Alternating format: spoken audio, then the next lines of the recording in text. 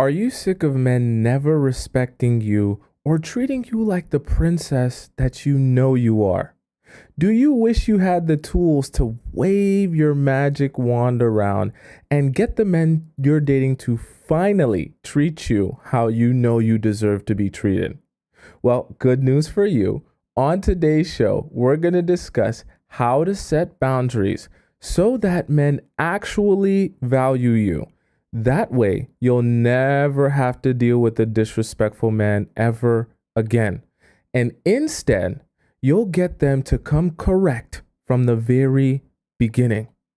Welcome to the Players Club. If you're paying attention to me and everyone else in the live stream, please say here present so that I know that you're here present and are actively participating. Okay? I know I'm late.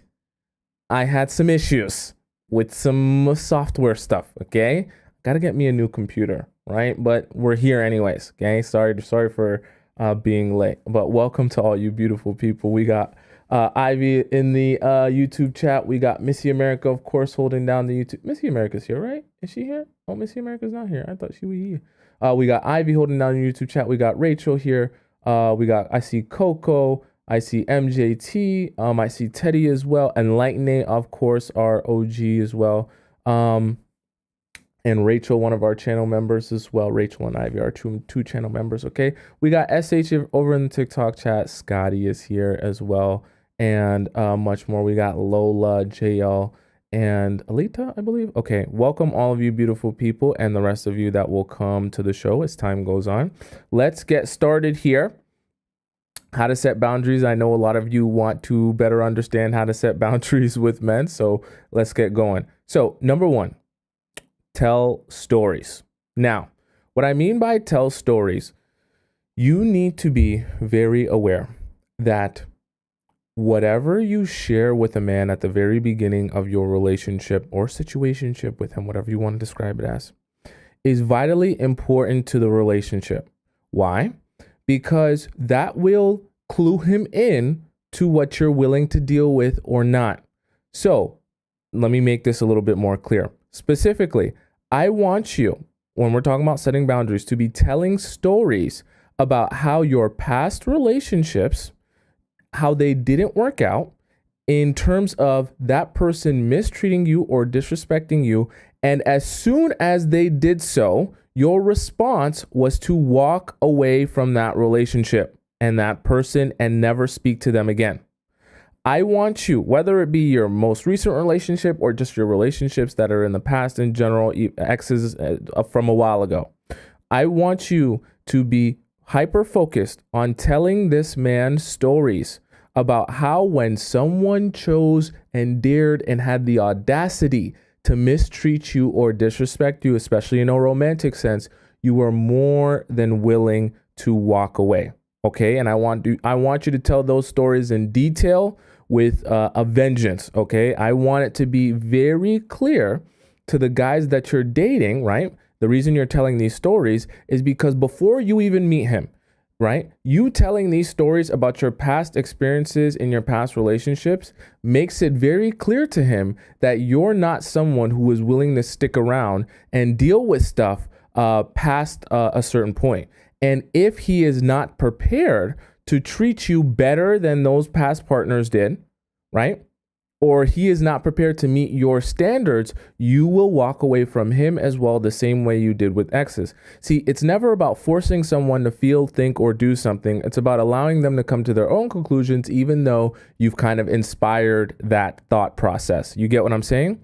So when you're telling these stories about the experiences you've had with an ex, or why you stopped talking to him, or why this ex doesn't have access to you, it becomes like a horror story, like a cautionary tale where it's like, if you don't want to end up like he did, you better make sure you come correctly. But you don't actually have to end up saying that.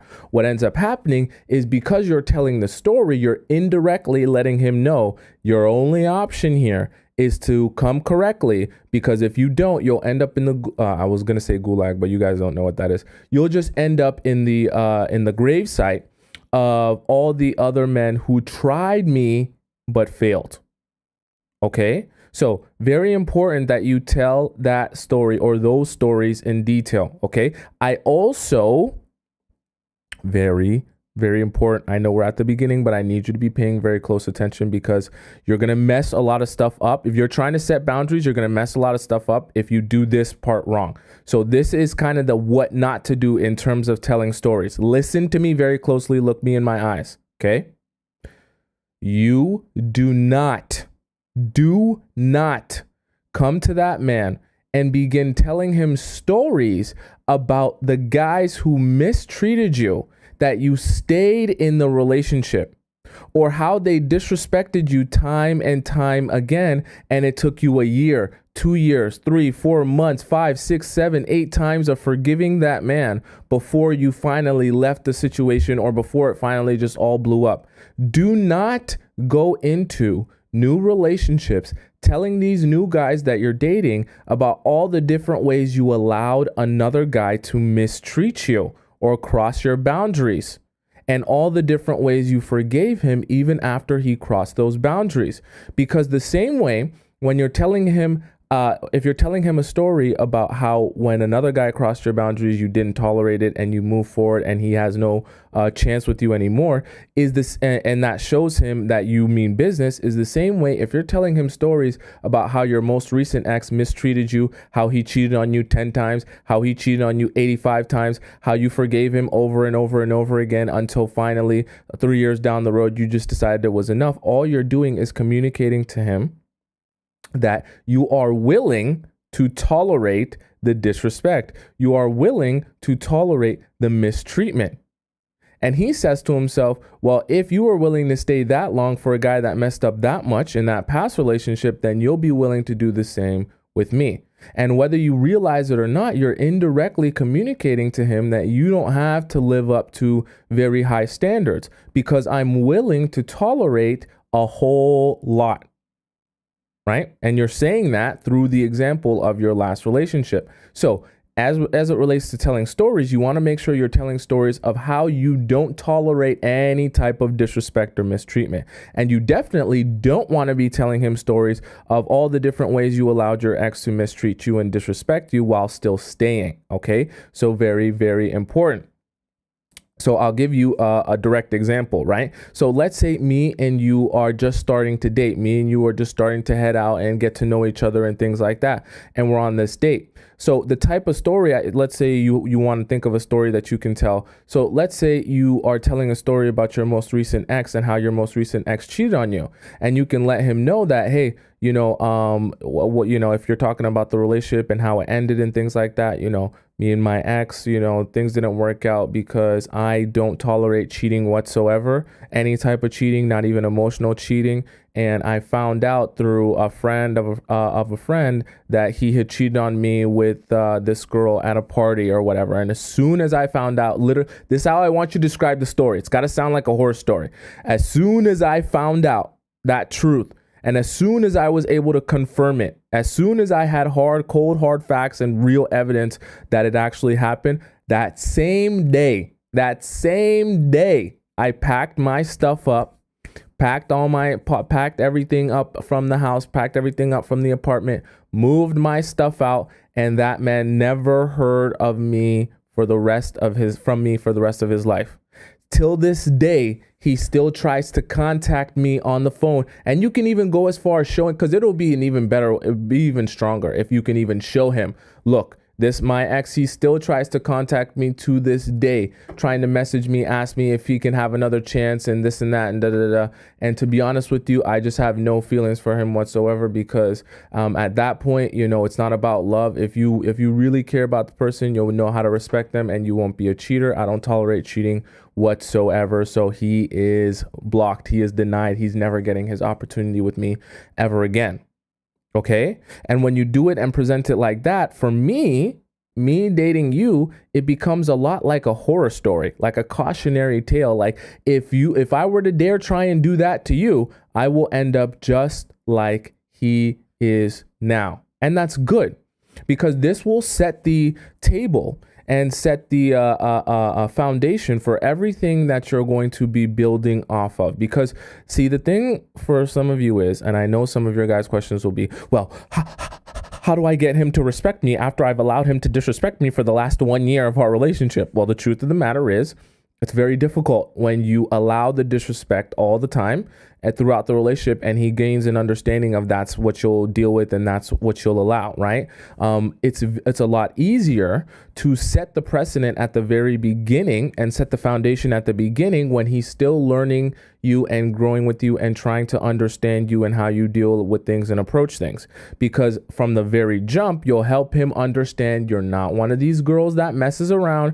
You're not one of these girls that he can play around with and run game on and run circles around. You're one of these girls that takes things very seriously. You know what you want. You know about everything, right? And you're not willing to take any less than you know you deserve, okay? Us as guys, I'll be the first one to tell you and let you in on this little secret. Us as guys, in the process of us meeting girls, whether we're super emotionally intelligent or not, we gain an understanding of the girls that we're meeting, if which category they fall into. If they're a girl we can mess around with, string along and play around with, or if they're a girl that we actually have to pull up our pants, strap up our boots, and stand up straight because she's not going to be willing to deal with too much. Okay. Was Missy America late today, guys? Please report Missy America if she was late today, because I didn't see her earlier in the chat on YouTube. Okay. But welcome, Missy America. So very important that you guys understand that concept, because this is going to set the foundation of everything. So number one, we have tell stories, telling the right stories specifically. Now, number two, listen very closely. Okay. Listen very closely to number two. This is hyper important. I'm going to rant here because I know I'm going to rant. Okay. Please listen up. Okay. It's rant time.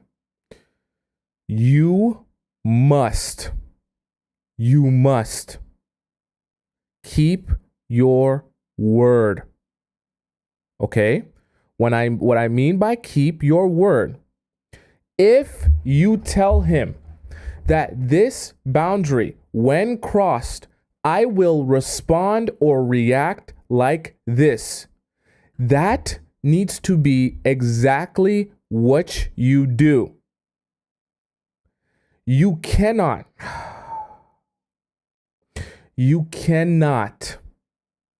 respond or react differently than you tell him you're going to respond or react. Do not talk a big game and then not back it up. What I mean by that is, if you're going to be about it and try to present yourself as someone who doesn't tolerate stuff, and you tell him, if you do this, I'm going to respond like this, you need to be about that. If you are not prepared to be about that and keep your word on that, don't even mention it at all. Okay? I know I want us to touch, this is hyper important. You're going to listen to me. You're going to ruin everything you're working for here, trying to gain your respect in this relationship, if you do this wrong. This is the most important one out of all of them. If you do not understand how to properly keep your word and to back up the statements that you're making, you will mess everything up for yourself for the rest of the relationship. Why? Because men are accustomed, listen to me, this is super important. Men are accustomed to women talking a big game about what they will or won't do, okay? And how much they respect themselves and how different they are and all yada, yada, yada.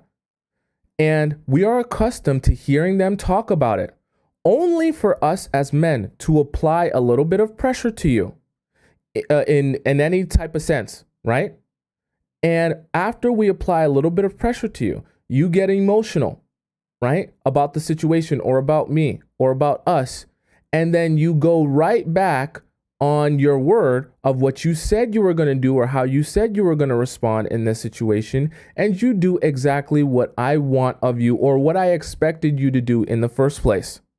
And so everything that you just wasted all of your energy yapping about how you're so different and how you'll respond like this and how you don't tolerate this goes out the window. Not only does it go out the window, but it also shows me for the rest of our relationship that if you ever have a boundary, if you ever have an issue, if you ever have a problem, I don't actually have to take you seriously, because there won't be any real consequences to any of your issues or problems or anything that goes wrong in our relationship as it relates to you. Why? Because if there ever is something that I do that crosses your boundary, I can do the exact same thing and apply the same amount of pressure, and eventually you will fold like a cheap lawn chair. Do not allow men to see that you won't keep your word on your response or your reaction to things. You are better off if you know that you're a weak person, if you know that you're someone that you fall apart when pressure comes, or you probably can't keep your word on this because you're too nice and you're too caring and you're too forgiving, you're better off not even trying to set the boundary in the first place. You're better off not even trying to mention how you'll respond or what you'll do or what you're about to do in the first place, because it's a waste of your time, and you're better off just forgiving him than pretending like you weren't going to forgive him only to forgive him. That makes you look very, very, very weak. And when the men see you're weak like that, oh boy, they will take advantage of you like you wouldn't even believe. You'll get played, and you'll get played hard. Okay? So it's vitally important that you keep your word on things. And specifically what I'm talking about is keeping your word on whatever boundary you set and whatever reaction or response you're going to have if someone crosses, or specifically in this case, if that guy crosses that boundary. Okay? So whatever the particular mistreatment or disrespect that you're saying you won't tolerate is, or you're not about is, or you're not willing to deal with is, make sure that that's exactly how you respond if he ever does that thing to you. And make sure, even aside from just the crossing the boundaries, make sure any way you describe yourself, the way you are, the way you carry yourself, the way you approach relationships, make sure anything you mention about yourself, you show him that with your actions as well. I don't want to start yelling at you. I don't want to tell you you're a bad person, but this is very important for us to discuss. I'm going to discuss an example with you that for some of you, it might hit home. But I want you to understand how foolish you look so that you can correct this for the future. Because the same thing applies in this example. When I'm talking about keeping your word, I'm even not just talking about setting the boundaries and telling him how you respond. I'm also talking about how you talk about yourself and what you're about. So for example, if you meet a guy and you go out on a fancy dinner date with this guy, and on this fancy dinner date, he's just asking you about your experiences and how you like to date people and what you're looking for. And you get on your high horse. Some of you might have been in this situation. And you get on your high horse. Tell me if this is you actually. And you start telling him, well, I just hope you know, I don't sleep with guys on the first date. I'm not that type of girl. I like to build relationships and build a connection over time. So I hope you're not thinking that, we're going to sleep together on this first date, because that's not me. I don't act like that. I'm, a classy type of woman. And you go on this whole tangent about how you're so different. You're so classy. You're so respectable. You ain't going to be sleeping with nobody on the first night. Only to have the date go on, and you're enjoying the date. You really like the date. You like his vibe. You like the energy. You like how you guys are getting along, right? He's very charismatic. And lo and behold, by the end of the night, you're back at his place. And after a couple of bottles of wine and some more good conversation, you have slept with that man. Tell me if that's you. Okay? I know it's painful to admit, but tell me if that's you. And the reason I bring that example up is because that's another way you make yourself look very, very foolish. Because you're better off not even mentioning that to men or telling that to men, because as soon as you say that and go back on your word about that, you look like an idiot. You also look very weak-minded. You look like someone who can't stand up for yourself. And the reason I bring up that example, even in relation to setting boundaries and getting men to respect you and value you, is because one of the easiest ways to show men that they don't have to respect you or take your boundaries serious is to have them see that you don't even take yourself seriously enough to stand on what you just said you're about. So if you're not prepared to actually be about or be the different type of classy woman that doesn't sleep with people on the first date, if you're actually not prepared to do that, then don't even mention it. If you're actually not prepared to fight off temptation or to not put yourself in temptation's way by going over to his house and getting drunk, right? And you know that you get super H'd up and you know your Squirtle starts squirtling and you just can't control it anymore. If you know that's you, don't even bother saying anything in the first place. You're only going to make yourself look worse for the future, and you're going to make it that much harder to actually set a boundary or to have him take you seriously when you actually want to be taken seriously. And once you do that at the very beginning, especially in that example, doing it on the first date, there you go. Now you've set the foundation for the rest of the relationship. And you're going to be literally for the rest of your relationship, you're going to be trying to swim upstream, trying to undo the damage that you just did from the very beginning of that relationship. Okay? And I don't want that for you, which is why I'm giving you this advice now. Be someone that can keep your word. If you can't keep your word, don't say anything at all. Don't even open your mouth. Because if you're not actually going to be different, if you're not actually going to act different, if you're not actually going to, have him face consequences for those boundaries, don't even bother saying anything. You're just wasting your time, wasting your breath, and you're making yourself look worse. Does that make sense to you guys? This is a really important one, so I want to make sure we're all on the same page about this, okay? Heba says it makes you look like a pick-me. It does. Okay, right? And that doesn't mean that you can't tell him, hey, this is a boundary for me. Hey, this is how I carry myself, right? Hey, this is what I'm about, and I don't compromise that. I'm saying that you should be able to do that. But I also know, because I'm a realistic person, I know we don't live in a perfect world. I also know some of you beautiful people in this live stream are very forgiving and find it very difficult to be mad at the guys that you like a lot or you love a lot. And so if that's you, some of you can fold very easily. And so I want to advise you, if you're going to be someone that folds very easily, don't be trying to take my advice and set these boundaries like you're Thanos and like in a snap of a finger, everything can change, right? When in reality, you're a softie and you'll fold like a cheap lawn chair. It just makes it worse for you. Okay, so don't be doing that if you're someone who can't control yourself when someone wrongs you and you immediately want to forgive them and go back to things being easygoing. Okay, so next we have, so first was telling stories. Next was keeping your word. Okay, next we have, I want you to start small.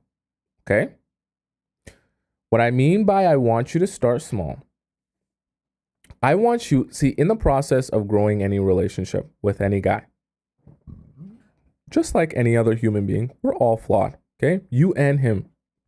And so there's going to come a point in time in your relationships in which you guys butt heads. There's going to come a time in your relationships in which you guys disagree. There's going to come a time in the relationship which you guys argue and don't see eye to eye. That's all good. There's also going to come times where you guys mistreat each other. Sometimes it's on accident. Not every time it's on purpose. I want you to take the opportunities of the smaller, seemingly less significant mistreatments or disrespect. And I want you to take those opportunities to show him that you mean business. Okay. What I mean by that is showing him that if he disrespects, if he's not prepared to treat you like a princess, if he's not prepared to meet your standards and expectations, there will be consequences, but he needs to be shown that. Now, not every consequence that he faces needs to be out of this world and, the worst thing ever, okay? It doesn't need to be the end of the world. So you want it to be proportionate to whatever it is that he did to you or however it is that he mistreated you.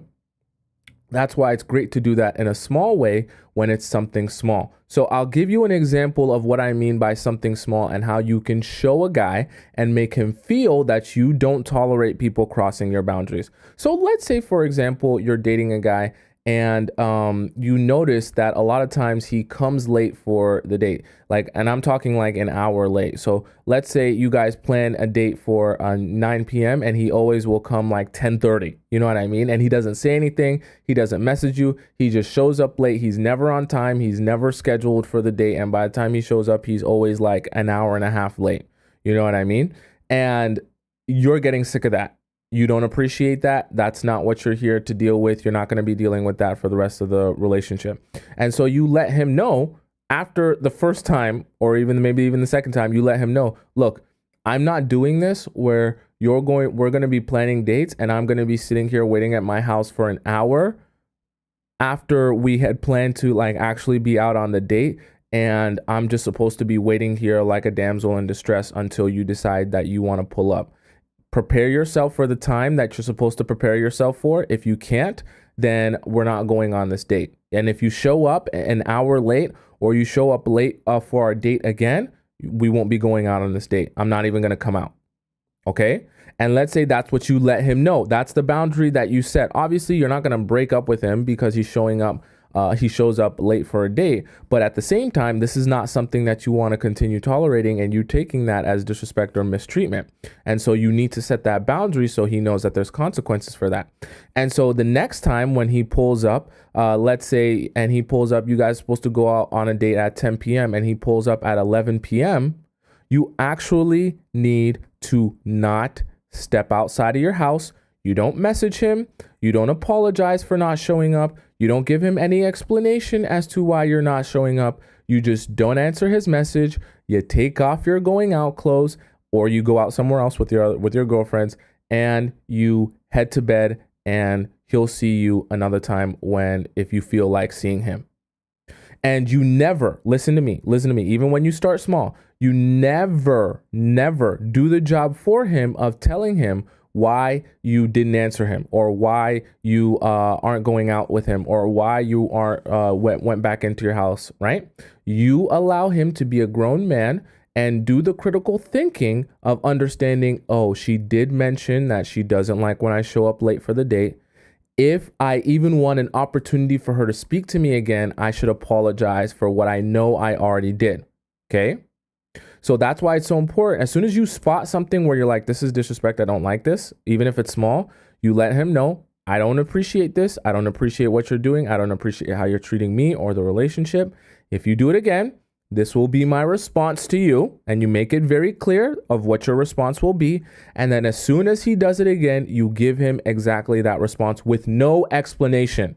Because at that point, when he does it again, after you've already told him what your response will be, there is no need for you to continue explaining yourself on why you reacted the way that you reacted. You've already done that. Now it's time for him to feel that.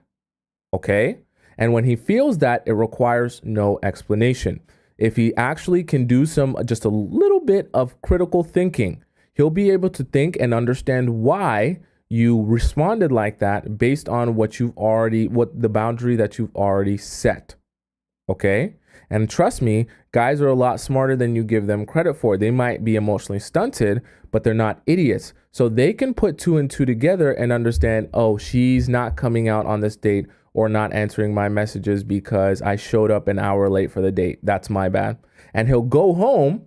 And even if he goes home mad, even if he curses you out, even if he says a whole bunch of stuff, yo, I can't believe you won't come out on this date. I planned this reservation. I paid $100 just for this reservation. They're going to take it off my card. And I wasted so much money. Even if he goes off, at the end of the day, he'll go home and he'll remember the fact that when I showed up an hour late for my date with her, there were consequences. Okay? And he'll never forget that when it comes time to go out on another date with you.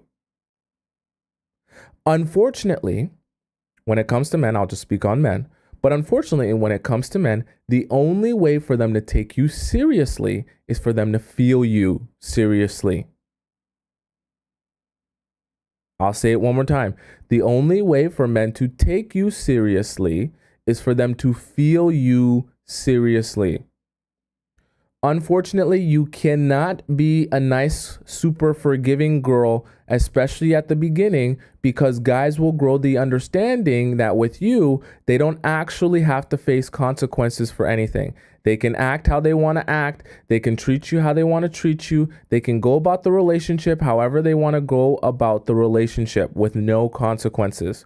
You do not want the men in your life in a romantic sense to be approaching or thinking that about you. You will get taken advantage of, you will get mistreated, you'll get disrespected, and you'll never have men properly valuing you or respecting you the way that you want to be valued and respected. Okay? Does that make sense to you guys so far? Right? Ivy says, ignore him like I ignore my dog that misbehaves. It's funny. It's very true, actually. And we're going to get to removing access in just a bit, right? Ashley says our words don't mean anything, right? It's true. You want the words to just supplement the action and the feeling that he will feel if he does respond like that. Hopefully, he doesn't have to ever feel that. But you also want to look forward to the times where he can feel that. Even in a small sense, because that will show him that, hey, you actually mean business. Soon as guys start to feel the seriousness that you carry yourself with, trust me, they take it seriously. Because guys are very accustomed, like I said earlier, to being around and with girls that they don't have to take seriously. They just hear you yap about how you're going to do this and you're going to do that and you don't tolerate this and you have this boundary and you want to get treated like this. And they say, yeah, all right, that's cool that you say that and that's cool that you talk about that. At the end of the day, even if I do what I want to do, you're not going to make me face any consequences for it anyways. So they don't even bother with what you're saying. They don't care. It does not matter. You no matter. Okay? And I don't want that for you. Okay? Ivy asked, does him seeing my stories give him access? We'll discuss that. Okay? We're going to discuss that right now. Okay? ABC says men only understand our action. It's very true, right? They understand action, which is why that's the thing that you need to be the most focused on, okay, is making sure and action, but you also need to make sure that your words back up your action. So if you know you're not prepared, like I said earlier, to back up those words with that same exact action, then don't even say the words in the first place. It's the combination of telling him this is how you're going to respond and react, and then responding and reacting that way is what shows him for real, you're serious, okay? So keep your word was number one. Start small was number two. Removing access to you was telling stories was number one. Keeping your word was number two. Starting small was number three. Now, number four, we have removing access to you. Okay? Very important.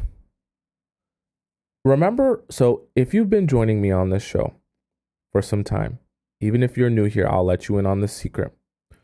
If you want to be treated like the prize, if you think you're the prize and you want to be the prize in your relationship, that's fine. You can be the prize, but then you have to treat yourself like the prize. If you're going to treat yourself like the prize, then you actually need to allow access to you to be treated as if it's a gift. It's a reward.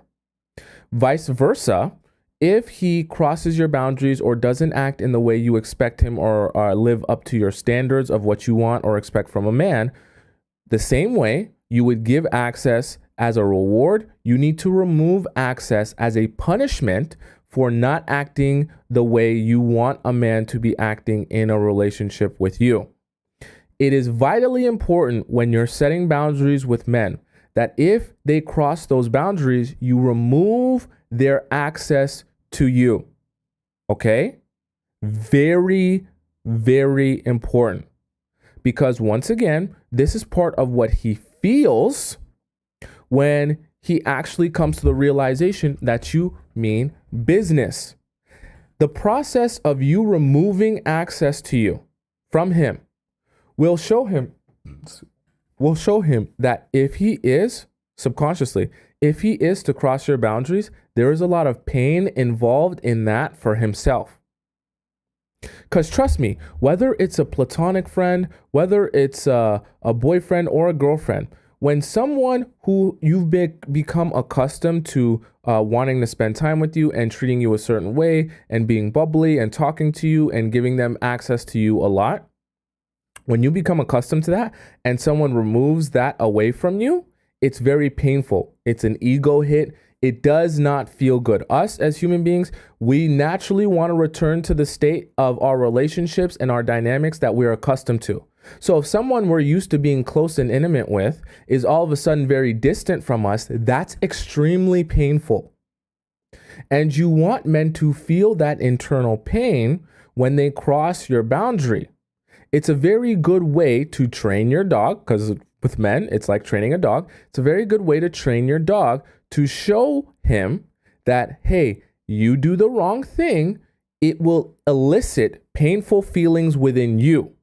And so instead of them necessarily connecting, oh, I don't do the bad thing because I don't want my girlfriend to feel pain, they also connect it with, and the even more impactful way is they connect it with, I don't do the bad thing to her because it make me feel pain. That's even more impactful to people, especially men, because they don't forget how they felt when they were in pain because of a consequence that they faced. That becomes ingrained in their memory, and it becomes very difficult to do that again, knowing that the pain associated with the last time they had to deal with the consequences was extremely severe. Unfortunately, as human beings, while we may try our best to care about others' feelings and thoughts, and if they're hurt or wronged, at the end of the day, what we most care about and the most impactful way to affect someone is to affect their own individual feelings. Okay? And when you can figure out how to do that as it relates to someone wronging you, and you're impacting them in a way where they feel pain, trust you me, they will not forget the pain they felt, and they will associate that pain with whenever they cross your boundaries, they disrespect you, or they mistreat you. Which is why it's so valuable and so important that you remove their access from you the moment they begin treating you in that way. Okay? So you have to be strategic about how and in what ways you remove your access from them. My advice to you is, whatever way your man enjoys you the most, that is the access you remove from him. Okay?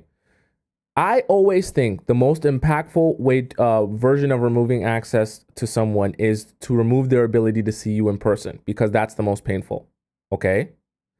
Some of you might be with a textaholic man, in which case you probably want to let go of the texting. Some of you might be with the Snapchatter who's been giving you a Snapchat streak for the last 365 days, and the Snapchat streak. Make him feel it.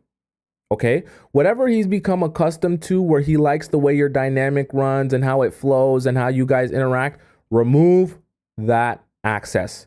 Make it very painful. Whatever he enjoys the most. If he likes, let's say you guys always go to the gym together and he enjoys going to the gym with you, that's part of his routine, cut it off. If he crosses your boundaries, ain't no more gym time. Okay? If you guys get on the phone every weekend and he gets accustomed to you guys getting on a phone call every weekend for 2 hours on FaceTime and this and that, cut it off. Done. No more FaceTimes. No more phone calls. Even when he tries to call you, he can't reach you. Nothing. Done. Finito.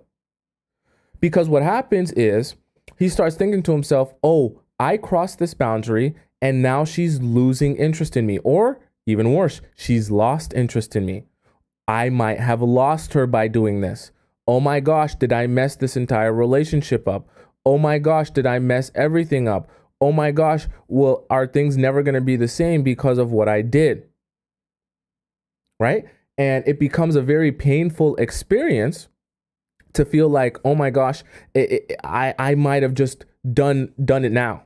And that might be it for me. I might be cooked at this point.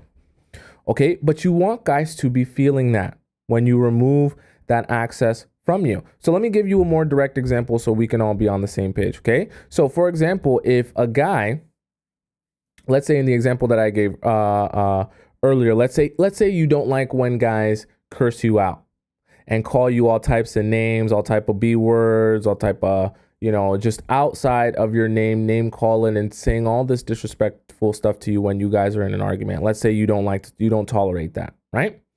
And he does that in an argument with you. Now, a version of removing access to you, let's say he loves texting you. You guys get accustomed to texting each other every day, even though I tell you guys to not be textaholics. Let's just say, for example, you guys text all the time. Good morning, good night, text all throughout the day. You will stop texting him cold turkey after that argument where he talks to you that way. You don't respond to him. You don't respond to his good morning text. You don't respond to his how's work text. You don't respond to are you okay text. You don't respond to nothing. Okay? Now, there's a reason I want it to be that cold and I want it to be that distant. I know you're thinking, well, that's a little bit mean. Well, why would I do that? He's going to feel bad and I'm going to feel bad. I'm going to want to forgive him and I don't want it to be that serious. And maybe, if he yells and, stuff happens and we all get emotional, it doesn't have to be that serious, that deep. You need to make sure the experience is painful for him, because if the experience is not painful for him, your desired result won't be acquired. Okay? Now, when I'm talking about removing access, I seen this, she just said earlier, so not block. I want you to focus on removing access in a way that would communicate to him you have become disinterested in him because of him crossing your boundaries. I don't want you to make him feel like because he crossed your boundaries, you're now so angry that you blocked him, or you're now so angry that, you've gone out and taken action on something. I want you to make him feel like him crossing your boundaries has created such a disinterest in him and this relationship that you don't even care to block him. You just don't want to speak to him. You don't have the desire to speak to him. Almost as if he's become unattractive to you simply because he's crossed your boundary. That is what will serve him the most pain, because then he's going to associate the fact that you're disinterested in him on the fact that he crossed this boundary or he did this thing to disrespect you, right? And that's where you want him to be. You don't want him to feel like, oh, he disrespected you and you're so mad that he disrespected you that you blocked him, because that still communicates that you care enough to at least block him that you don't want to see him anymore, okay? Or see his profile anymore. But when you literally just ignore his messages, it speaks to the disinterest that you have, especially if he's become accustomed to being able to have access to you and talk to you all the time. It makes him feel as if he just vanished into thin air. That is way more painful. That's way more painful than blocking someone.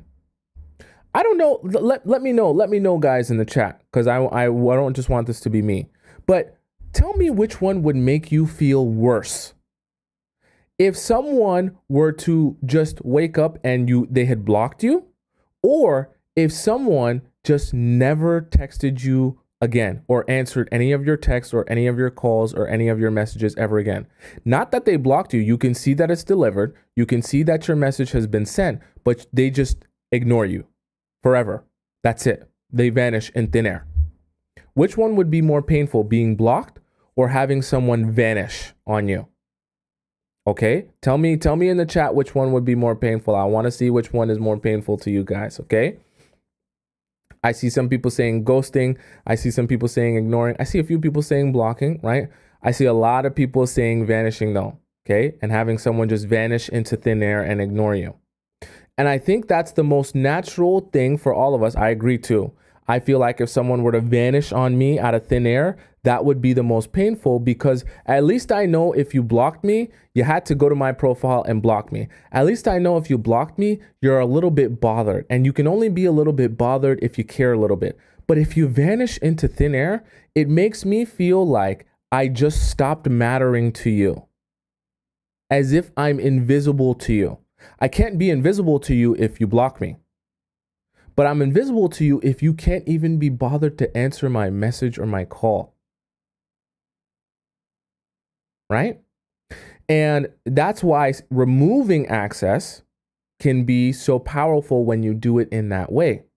And you communicate to him your disinterest in even hearing what he has to say or seeing him or speaking to him. Not that you're bothered by him, but you just don't care enough to want to speak to him. Very, very painful. It's very painful. Okay? I'll be the first to tell you. So that's why you want to be doing it that way. As like I said, as he associates that pain with the consequence of him crossing that boundary or disrespecting you or mistreating you. Now, if he ever gets a chance again to do the right thing, he's going to be like, I definitely don't want to feel that type of pain ever again. So I want to be making sure that I'm doing exactly what I need to do to continue having the same amount of access to her that I've been having. I don't want to go back to being where I was with her before. And that's where you want your guys to be, okay? ABC says, yes, it's more painful to be ignored than and be left on red. I 100% agree, okay? Right? Kinsley says, just like the stalker on Baby Reindeer when she stopped calling him. I haven't seen Baby Reindeer, but I 100% agree. It makes people go the craziest when you start ignoring them. It's just like, you have to recognize, maybe one day we'll have a show on the power of ignoring men, because you will be shocked about how much you will get from people when you ignore them. Because the pain associated with being ignored by someone that you care about, even the pain of associated with being ignored by someone you don't care about, will make them care about you. It's insane how much people will begin to care about you the moment you start ignoring them, even if they didn't care about you before. Insane. And maybe we'll dedicate a whole show to that, because I promise you that will change your life. Okay, so number one was telling stories and telling the right stories. Number two, we talked about keeping your word and making sure what you should not do as it relates to keeping your word. Okay, and then number three, we talked about starting small. Number four, we talked about removing access. Shella says, is that healthy? Removing access from people? You have to understand that in this world, you only get the respect that you demand from people. So yes, theoretically, you could be a nicer, more caring, considerate person, and you could be forgiving and allow people to show you that they can work through things and not take everything to heart, and be a kind, caring, considerate adult. Yes, you can do that, and that probably would be the quote unquote right thing to do. However, in the world that we live in, if you do that, I can assure you, you will get walked all over.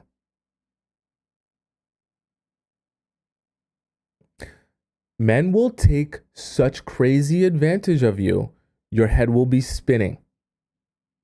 Okay?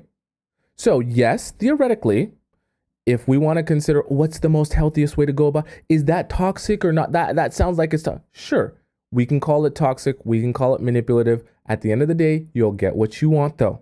And you'll get the men to treat you how you feel you deserve to be treated. You can be the nicest person on earth and the kindest, most forgiving person on earth, but you will get taken advantage of. So the choice is really yours. Okay, I'm not here to tell you how you have to live your life. The choice is yours, but I just have to be honest with you about the results of those choices. Okay, so we talked about tell stories, keep your word, start small, remove access. Now, number 5, and the most important one, listen very closely. You need to make him beg. Are you following me? You need to make him beg. On his knees, crawling on glass, with his nose in your butthole, asking for begging for your forgiveness. Ready to do absolutely anything for your forgiveness. Why? Why is this so important? This is the most important part. Okay? Why is this so important? Because by the time you forgive a man, you want it to be on the thinnest ice possible. You want that man to feel like just by the skin of his teeth, he escaped near death by not being in this relationship with you and not having access to you ever again. He needs to be in a place where he's in a mind state where he's ready to receive whatever it is that you want him to do, or however it is that you want him to act from here on out. He needs to be in a place where he's ready to receive that and act accordingly. He can only be in that mind frame when he's in a position of desperation. Because when he's in a position of desperation, he will be the one asking you, what must I do in order to gain your love back? What must I do in order to have access to you again? What must I do to get you back in my life? Have you ever noticed in your favorite, teen dramas where the guy has the boombox outside of his house, outside of her house after he done messed up the relationship? That's the only time he seems to be ready to make any type of change that the girl requires of him. And at that point, he's asking the girl, tell me what you want me to do. I'll do it. Whatever it is that you want me to do. Right? Because he's in a position of desperation. And at that point only is when he is the most ready to receive whatever it is that you want him to be doing, or whatever response you want him to have, or whatever approach or treatment you expect from him. If you try and impress that upon him before he's ready to beg for your forgiveness, this won't work, because he won't be ready to receive that.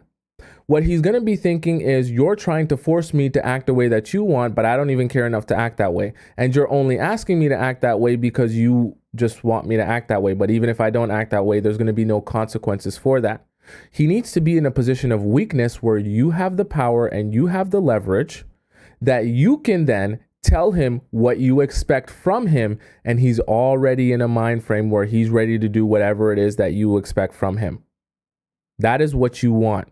That is where you want to be. You do not want to be forgiving him, or you do not want to be telling him what you expect or what you need before he is begging for your forgiveness. Okay? Because there's so much pain associated with the lack of access he's going to have to you. Once you remove that access to you, okay, there's going to be so much pain associated with that if he actually cares and is interested in you and actually wants you and wants to build this relationship, he's going to come to you and say, look, I am in so much pain because of these consequences that I'm facing for my action. Tell me what must happen for us to go back to the place that I want us to be, that I feel is comfortable and painless for me. Okay? You want him in that position. Vicky says, I disagree. Vicky, what do you disagree on? How do you disagree? There's nothing wrong with disagreeing. Okay. Right. And so you want that lack of access to cause him a lot of pain. And you want that a lot of pain that he's feeling to be the thing that motivates him and pushes him to beg for your forgiveness. That's how you set good boundaries, because when people are begging for your forgiveness, I can assure you they won't want to be in that position again. And they'll do their best to avoid being in that position again. Does that make sense? Okay, so let me give you guys an example of what I mean by making him beg, right? So specifically, when you're making him beg, let's say a guy that the simple example, he disrespects you by calling you a whole bunch of names outside of your name when you guys are in an argument, and you're like, look, I don't tolerate that. I already told you about it once. This is the second time this is the second time that you're doing it. You ain't getting no more access to me, right? I remember I told you, you don't tell men what they did. Okay? Men are going to do this very sneaky. It's very sneaky what men are going to do. They're going to do this thing where if you set a boundary and you tell him how you'll respond, they'll do this thing where when they do it again and they actually face consequences, they'll ask you, what did I do? What's your problem? Why are you overreacting? Why are you doing this? And they'll try to get you to re-explain why you're upset or why you responded that way, instead of being forced to take accountability themselves. See, this is very tricky because it puts you in a position where he can then fight or refute your perspective or your viewpoint. Rather than doing that, you allow him the space and you force him the space to have to come to the conclusion and the understanding that I did wrong and I know what I did wrong. Rather than ask or try to refute what I did wrong, I'm going to acknowledge what I did wrong and admit to my wrongdoing. That is a much more powerful state to have him in than to be answering him and telling him, so you don't know that you did this and you did that and you did. No. Don't waste your breath. Don't address it. Use his revoke of access to you as a way to allow him the space to ponder and think about what he may have done.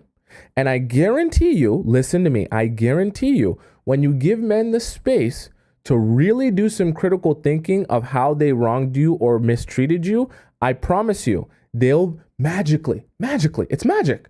They'll be able to actually come to the realization of what they did wrong, why it was wrong, and how and what they should be apologizing for. It's magic.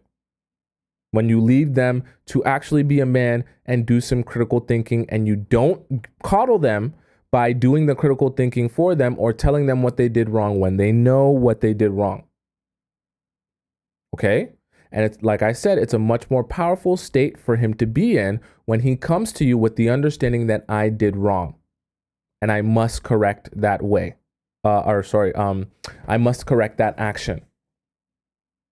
Okay, does that make sense to you guys so far? I was trying to see what earlier Vicky said that she disagreed with, because she said I disagree. She said it in all caps, so I wanted to see what part she disagreed with. Nothing wrong with disagreeing. I would love to have a conversation. Okay, do you guys understand what I'm saying?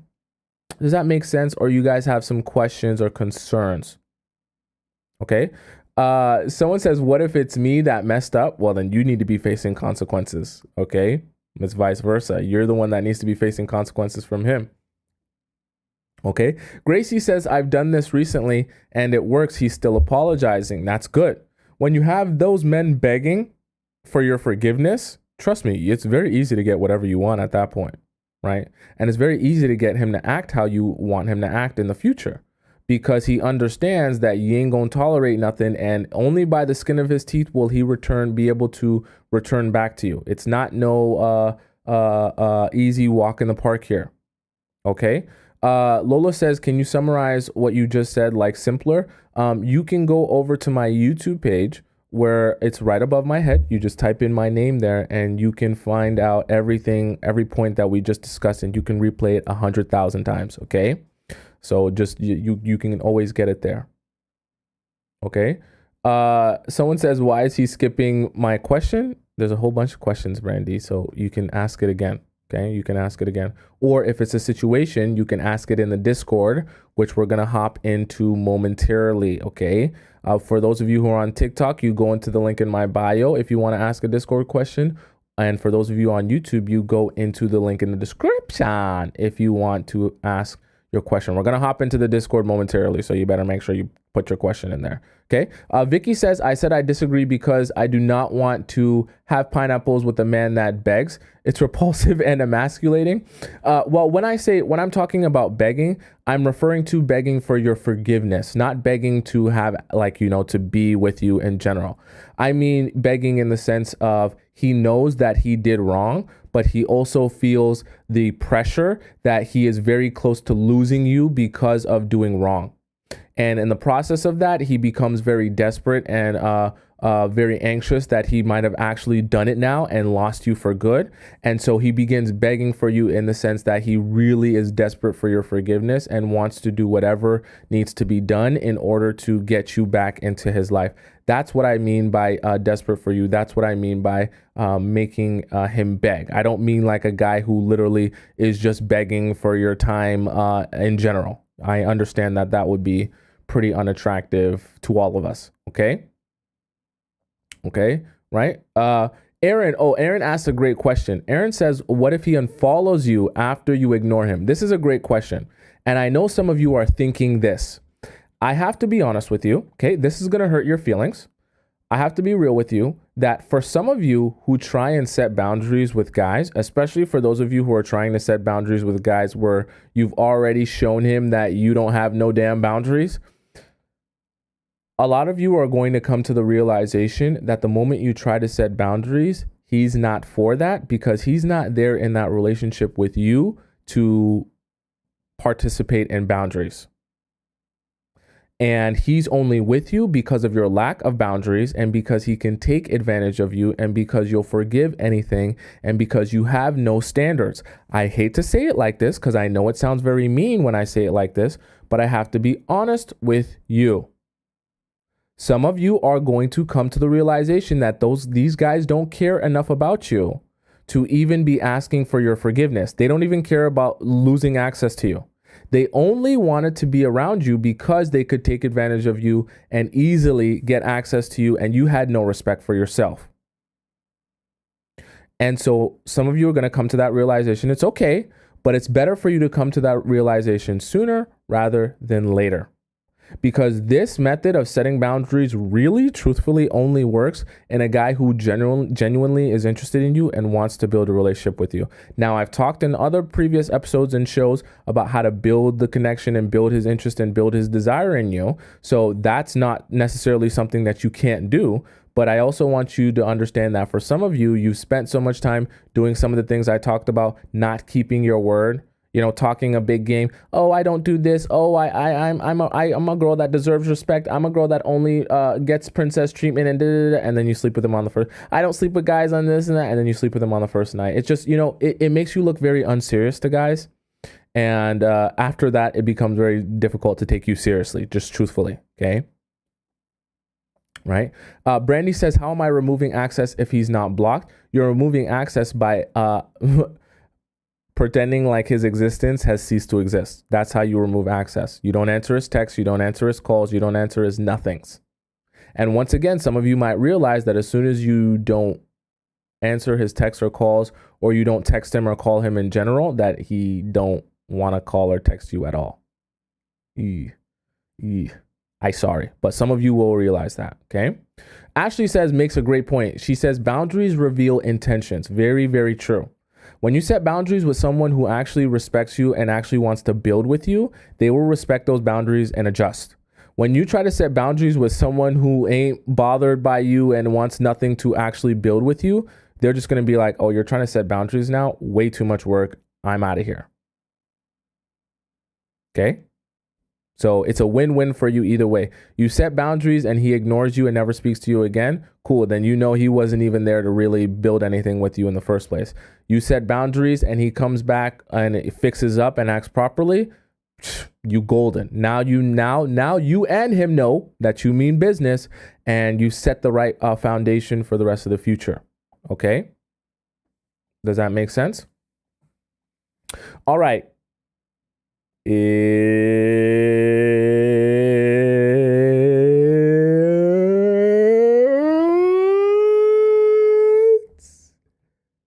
Discord time.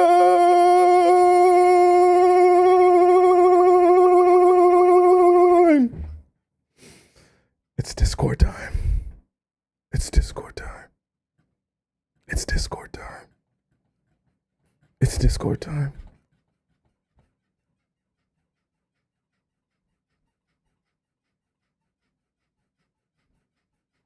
It's Discord time. Let's go. Let's go. Let's head into the Discord. We got a lot of questions to answer in the Discord. Let's do this thing. Let's do this thing. Let's do this thing, man. Let's do it, man. Let's do it, man. Let's do it, man. Let's do it. I'm so hyped up, man. Let's do it. It's Discord time, man. I'm psyched out, man. Let's do it. Let's do it. Let's do it. Let's do it. Let's do it. Okay. So on Friday, I had a couple that, let me go to the studio. I had a couple of, I had one question that I opened and I didn't answer. Oh my gosh, this is so annoying. I had one question that I opened and I didn't get a chance to answer. So let me, what the heck? So let me answer that right now. It was, I believe it was Renas that I didn't answer because hers was long and we were running out of time. But I saved a lot of time today for Discord time, so let's do this thing. So Middle Eastern issues. Renat says, look at the comment. Please read my question. Thank you in advance. Hello, Tom, she says. I'm a 31-year-old Muslim woman living in the Middle East. What the hell? Is that a fly? Oh, I hate flies. Oh, it's a fat fly. Okay. If you see me flinching, it's because of the fly. It's a fat fly. It's a fat fly. Um, I recently met a remarkable 30-year-old man from a very wealthy Middle Eastern royal family. We've been talking for about a month. Initially, he was very keen on arrange. Sorry, this is so annoying. Sorry, originally he was very keen on arranging phone calls for us to talk since we both live in different countries. I always made sure he didn't call me after 11 p.m. because I didn't want to give the wrong impression. Our first phone call, he told me that he loved talking with me and that he wanted me to feel free to call or text him anytime, and he would do the same. While I agreed, I never initiated calls or texts with him. He told me that he's visiting my country in July, and although he's planning to go to a coastal city with his friends, he'll go out of his way for one day to meet me because he wants to see me, okay? After that, he called me, but I didn't answer intentionally because I was at the gym. Another time, he called me and we spoke after 30 minutes before he hung up, promising to call me back in 2 minutes to answer another call in the midst of our conversation. When he called me back, I didn't pick up because it was past 11 p.m. After that, he stopped calling for a while. I texted him asking if his silence meant that we weren't talking anymore. Why'd you do that? Why'd you do that? He apologized and told me that he got super busy and didn't mean to ignore me. It kind of gave him power by doing that. He said he rarely finds time alone except late at night and has been thinking about me, planning to call me on the weekend. I replied that I missed our conversations but preferred talking before 11 p.m. when I'm more like a social butterfly, and I couldn't wait to talk again. He told me he would make it up to me and that he couldn't wait to talk again. The weekend came and he didn't call. I kept silent. A few days later, I posted a recent picture of myself on my Facebook story. What, you have a dumpy going on? I know you Muslim, but is your dumpy showing through? To which he reacted with love and texted me asking how I was doing. Yeah, that dumpy was showing. That's why he texted you. I replied, great, channeling my inner Beyonce, fierce and fabulous as always. Thanks for asking you. He told me he was trying. You guys see that fly? Oh, so annoying. He told me he was trying to send me a gift, but for some reason, the application he was using was having technical problems. What? Application?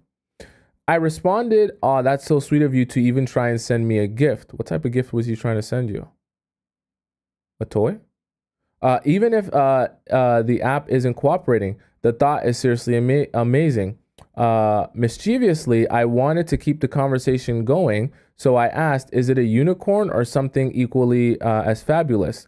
Now I'm super curious. He took too long to respond, so an hour later, I told him to forget about it and that I was cross with him. Okay, like, come on. Like, it took him an hour. Like, just take a chill pill. Like, don't take a chill pill. Okay. He replied immediately saying he would call me now. When he did, I didn't answer. Okay. I just don't get it, what you're doing here. He sent me a voice note asking why I was upset and if I could give him a chance to explain. I replied, okay, so he called me and I giggled most of the time to keep the atmosphere light. While he explained why he wasn't free to talk recently, he told me he had been trying to send me a small gift but hadn't succeeded and would try again. Suddenly, I got a text message from the most famous florist company in the Middle East asking me to confirm my location. I thanked him and told him that I love flowers, but it means more to me that they're coming from him. We continued talking about his family and some of his childhood memories. Then he asked if I had been in a relationship before. Okay. Here's the tricky part. I don't know if you'll be able to grasp our culture, but I'll try and give you a glimpse. I was raised in an open-minded family that gave me freedom to a certain degree. I studied abroad in the USA, but never drank alcohol. I don't drink either, so I can relate. All my previous relationships were with well-educated men and were, of course, platonic. I believe in saving myself for marriage. I actually have a lot of Middle Eastern friends, so like I understand this. He studied in London and had serious relationships as well as hookups. Okay. He asked me how I see him, and I told him that I don't judge anyone. He said he doesn't regret anything. He asked me where I see our relationship in 2 or 3 months. I told him I didn't know, thinking we were getting to know each other as friends. I know this might not seem like the smartest answer, but I'm confused after what he told me because I won't give myself to someone. I lost my place. To someone who isn't my husband. I understand that. He said, all right, fine. But I wanted to continue, and he wanted to save his dignity by saying it's okay. I made something up and told him I'm only saying that because we both live in different countries. He immediately replied that he could come every weekend to visit me. Sounds like cap. I told him in that case I don't mind, despite the fact that I'm not really sure of what I want with him. He told me that he loves how I look and my skin color, and he likes me more after we talked on the phone. You should have added. My features are a mix between African and Middle Eastern. Are you trying to say you're super bad? I've been hearing compliments about my looks all my life, so you're trying to say you a baddie. But I'm not confident in myself yet. Aw, sad face. P.S. I received a bouquet of 100 roses from him yesterday, and I sent him a voice note thanking him and letting him know how happy I am to receive his gift. And he hasn't answered yet until this moment. Here are my questions. Considering his family's customs of only marrying within royalty. Wait, when did you mention that? And given that we come from different regions and cultures, should I give this relationship a chance if my end goal is marriage and starting a family? How can I ensure he's not pursuing me as a new adventure or to satisfy his ego with someone who looks different?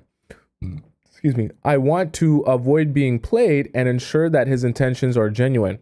I've always been independent and never made the men around me feel needed or like heroes. How can I change this dynamic and make him feel like he's my hero and that he's needed? Okay, last part of your question here, I would actually advise you to not do that. Not that you shouldn't make the man you're in a relationship feel appreciated. I just don't think that a guy you're starting to date, you should make him feel too much like a hero like you described.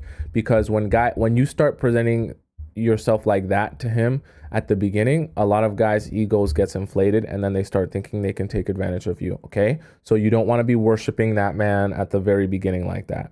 As it relates to this question here, so the royalty thing, while that might be his family's custom, he's a guy, so I know even in different cultures, guys have a lot more leeway to kind of do what they want, especially when it comes to marrying. Okay.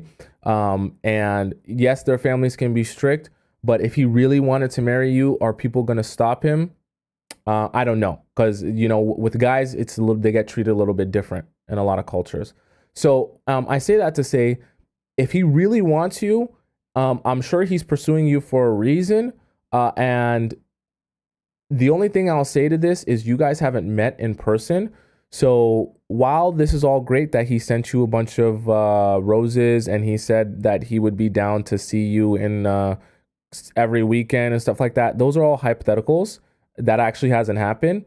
And I think that until you actually meet him in person, you won't be able to properly determine what this relationship is or if this would even be a successful relationship. I understand that you are in your culture, you're taking, it's not real. There isn't really no having a boyfriend type of thing. It's like we're either planning to get married or we're nothing type of thing, right? There's not this really like long in between time.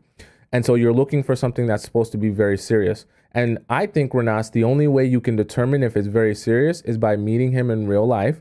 Doesn't mean you have to do anything, but meeting him in real life and really getting to know him on an in-person level where you can kind of determine how serious are you about this. And I think personally that until the flowers are great, the phone calls are great, but until he actually makes the commitment to come and see you for the first time in real life, that is when you can actually determine his level of seriousness and interest in you. Because if you live in different countries and he makes the effort into, side note, if he's marrying royalty, this man's probably rich, right? If he's only interested in marrying royalty.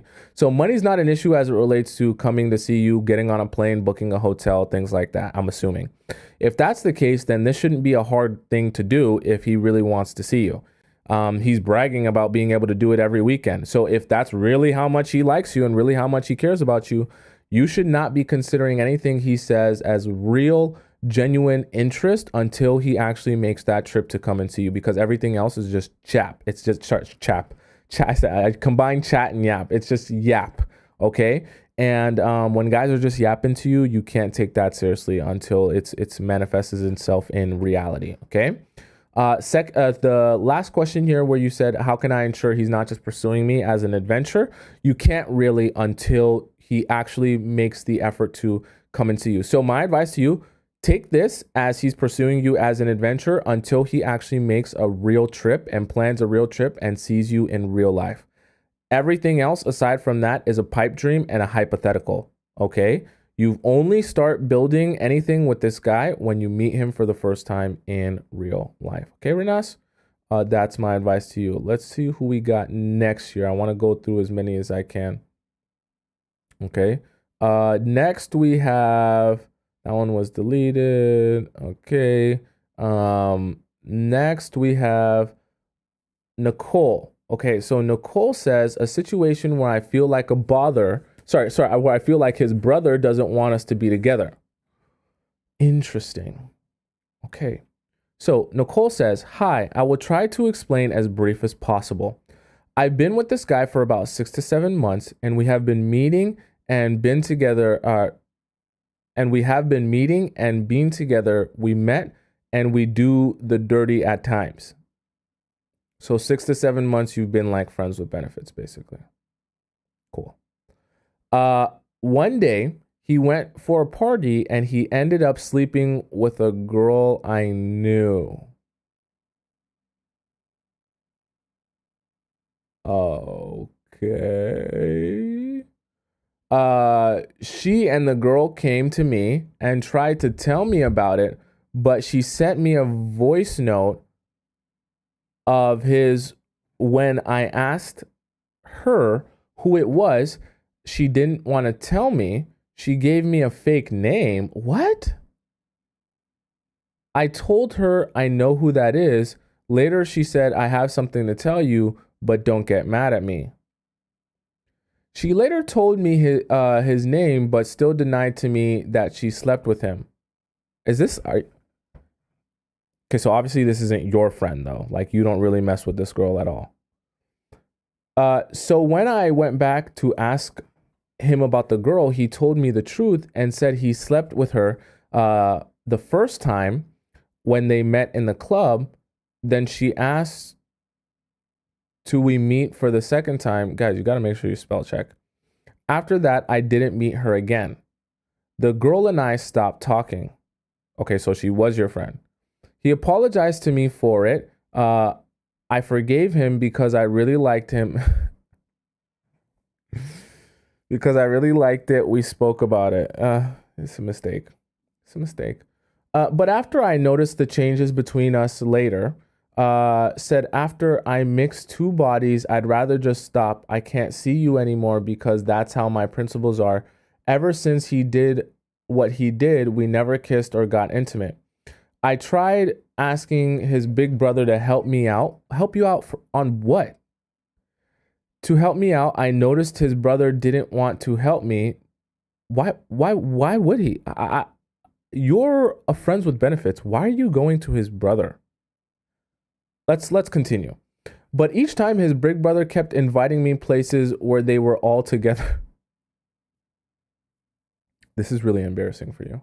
I thought it's just like a family thing that maybe he likes me for his brother.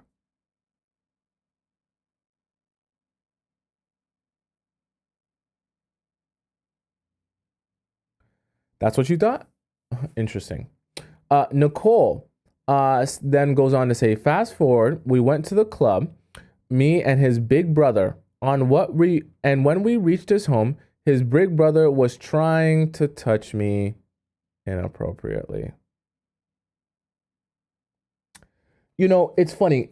Usually I would be shocked, but the reason I'm not shocked is because I know guys, so I knew when this was happening, I knew what was coming, or at least what was playing in his mind. So this actually isn't a shocker to me, because that was my question before. Why is his brother involved with you and your situation when you've been friends with benefits with this guy for 6 months? In what world, in what realm does a friends with benefits of my brother feel that comfortable enough coming to me and like I'm supposed to solve her problem? I don't give a damn about solving her problem. But if my brother tells me that we've been friends with benefits for 6 months and, you know, this girl's down for anything, what do you think I'm going to be thinking? I'm going to be thinking, cool, girl, you want me to come solve your problem? Open up your legs. I'll solve a lot of your problems. Be for real. Okay. So, you reached his home. His big brother was trying to touch you inappropriately. I got uncomfortable. I left, didn't know how to speak up because I felt like who would believe me? By the way, I'm not condoning the action. Okay. But what I'm saying is you have to understand the thought process. His big brother is not trying to help you. You're nobody to him, and you're not even anyone to his brother. So his big brother has no interest in trying to help you go from friends with benefits to a girlfriend to his brother, who probably already communicated to him that he doesn't want anything to do with you for real outside of just using you. Okay, that's what I'm trying to help you understand. Not that I condone the action. Who would believe me if I say something like that his brother did? Whenever I try to tell his big brother to help me out, he never wants to. Shocker. Until he told me, look, I like you too, but for me, I didn't like him. He told me to forget about his brother. I'm wasting my time if I think his little brother will get back. I'm sorry, Nicole. You know what? I am laughing at you in this scenario because you're being silly. Okay, I'll say it like that. You're being silly thinking that the guy that you like hasn't communicated to his brother how he feels about you. They're brothers. If his big brother is treating you like this, it's because the little brother has communicated very clearly that he does not want to be building a romantic relationship with you, Nicole. Which is why I'm just going to let you in on some man speak. What little brother said to big brother, yo, she's going, you can have her. I'm going to be so 100% for real with you. This is how guys interact. This is how we talk. There's usually an understanding. Hey, how do you feel about this girl? What's the MO on her, right? You tell your guy friends or your brother in this scenario, I don't really feel her. I'm not trying to build anything with her. I used her. It was fun. Had fun with her. It's your turn to go have fun with her. I don't even want to deal with her no more. But she's a good time. You can have fun with her. So all this time that you're reaching out to the big brother thinking that you're going to get some brotherly love and some help, yeah, he going to give you some brotherly love, all right. Yeah, for sure he going to give you some brotherly love. But it ain't going to have nothing to do with helping you get with his younger brother, okay? Let's just be so for real, all right? And I got to tell you that as like some real talk because I feel like you're a little bit confused here. So he told you he likes you, right? To forget about his big brother, you're wasting your time, right? He's telling you you're wasting your time because he knows you're wasting your time because his brother told him that. And it hurts me so bad. Whenever I try to make things work, his brother doesn't want him and I together. No, that's not what it is. It's that the guy you like doesn't want to be with you. And he's told his brother that. So his brother is going based on that. Okay? You're a bit delusional. And whenever I tried to meet up with my guy, it has become so hard. He's been refusing to meet up with me, saying we stopped what we had, and his big brother, each time I try to even pull my guy to the side to talk to him. What? I didn't understand what you just said there, but let's go on. So we can resolve our problems. He's not letting him talk to me one-on-one. That's what you think is happening? Or do you think he told her, yo, get her away from me? The other time we were all in the club, I was drunk and really wanted to go home with my guy, but his big brother said, no, you can't come with us. And that's so embarrassing for you. That's actually so embarrassing for you. And all his friends, including him, he was okay with me going home with him, but his big brother did not want me to go home with them, and I felt so sad after I just let them go. I really know the guy likes me, but it's like his big brother got so much influence over him. What can I do? Nicole, thank you for asking your question. Thank you for putting it in detail. You're wasting a whole lot of your time here. Like, I need you to understand a couple of facts about guys. If this guy really actually truthfully was interested in you, his big brother wouldn't be able to get in the way of you like this, okay? Simply because why, unless he's got some messed up family situation, why would his big brother be actively trying to stop him from dating a girl who he wants to date? It's not like he knows you through any other avenue other than through his brother. What I want to break down for you is that this guy is treating you like this because his brother has passed you off as a bop. Okay? If you're from a different culture, you might not know what a bop is. It's just a fun girl, just a girl to use, have some fun with, which is probably why he was fine with you coming back after the club. You're super drunk, probably super sloppy, probably super emotional. He knows he could get some good toppy out of you. He knows he could get some free Squirtle out of you. He was like, whatever, come back with me. His big brother like, yo, I'm trying to get in that, yo. I'm trying to get in that, little bro. I'm trying to get some of that, yo. Let me get some of that. If she not going for me, yeah, I ain't trying to be part of that. I'm not trying to hear that, yo. Coming home with us, yo. You either topping me off or you topping me off, one of the two.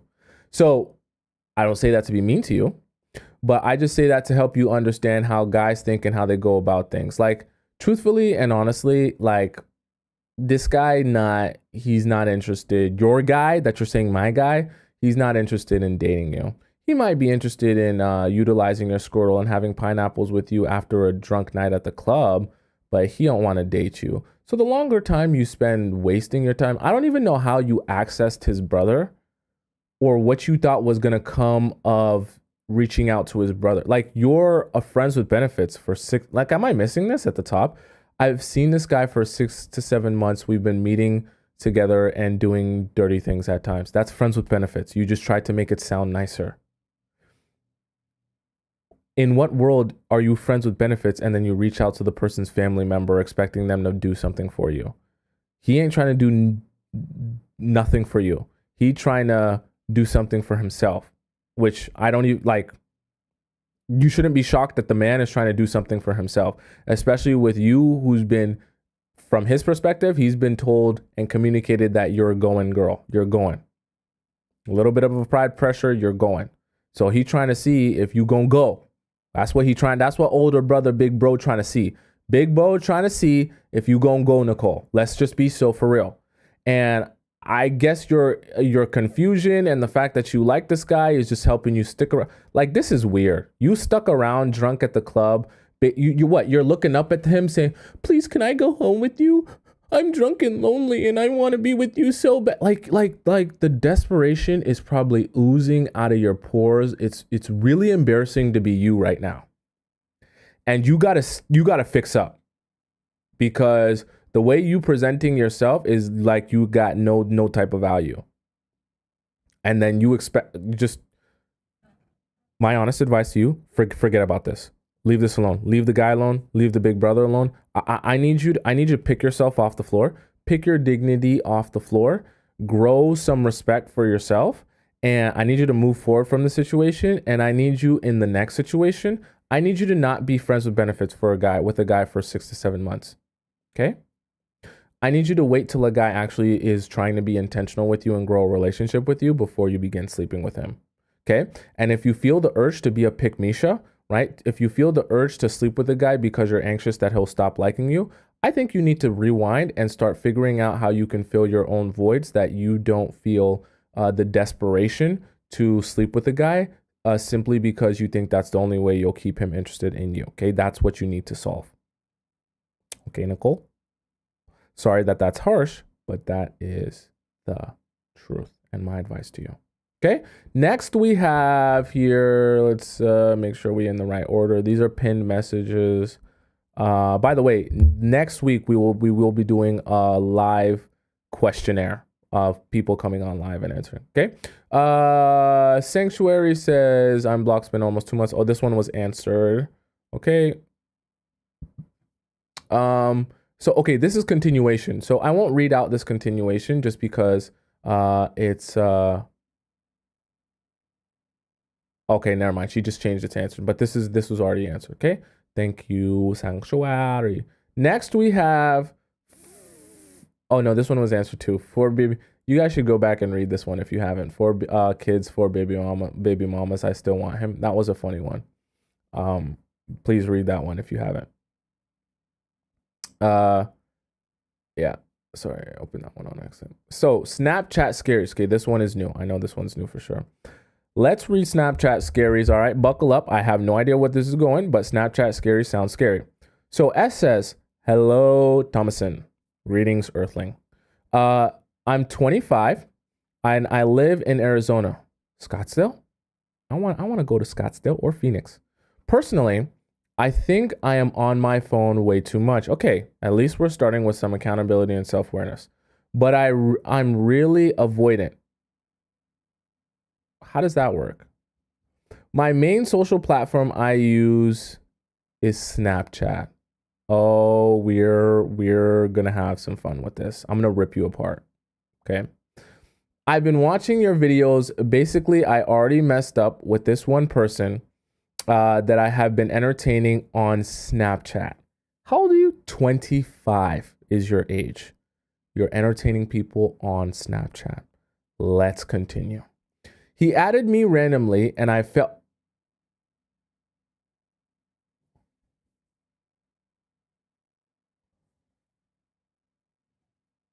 I'm not a grandpa. So I do know when people add you on Snapchat, you literally can't see what they look like unless they posted a story that same day. So did a random person that you don't know add you on Snapchat and just begin messaging you, and you fell for love bombing from someone you couldn't even see a picture of? Unless there's some new Snapchat feature in which you can see their actual picture when they add you. It's just an avatar as far as I know. Unless he posts a story of himself. Why are you adding random people back on Okay, let's continue because I'm gonna start getting mad in a second. I ended up sending him hot photo. What? This one's in Swahili. It's one of those messages that's in Swahili. It's one of those messages that's in Swahili. I think so.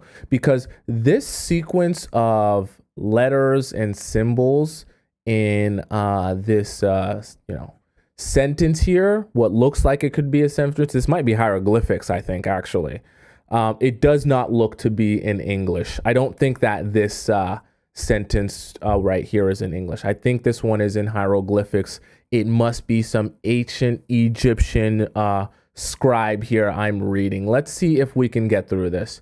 I ended up sending him hot videos and photos of myself about a month into talking. Yeah, that's definitely in hieroglyphics, that one. They didn't have my face in them, but I really regret it now because I think it made me look really desperate for validation. Huh, you think? This guy will send me pics and videos too, but then he will go cold and not message me back until 1 to 2 weeks later. What do you think's happening? He's whacking himself off to your pics and videos. And when he finishes busting his load, he goes to bed or he goes and does something else that's more important. Why are you shocked here? After he busts his load, he doesn't care anymore about you or anything that you're doing. That's why he disappears for 1 to 2 weeks until his load's filled back up again and he needs to wank himself. That's not rocket science. You shouldn't be shocked.